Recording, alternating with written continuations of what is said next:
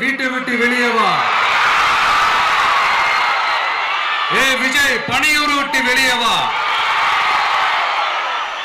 அப்படின்னு சொல்றவங்களுக்கு என் வீடு எதுன்னு தெரியுமா?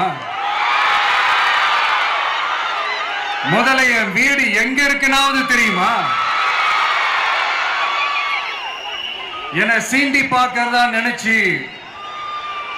கிண்டலும் கேலியுமா பேசுறவங்களுக்கு நான் சொல்றேன், இந்த தமிழ்நாடு தமிழ்நாடுன்னு சொல்றாங்களே, அது மத்தவங்களுக்கு வேணா ஸ்டேட்டா இருக்கலாம், ஆனா என்ன பொறுத்த வரைக்கும் என் தாய் நாடான தமிழ்நாடு தான் என் வீடு. தமிழ்நாடே என் நாடு, என் வீடு. தமிழ்நாடு மற்றவங்களுக்கு தான் ஸ்டேட்டு, எனக்கு அது வீடு.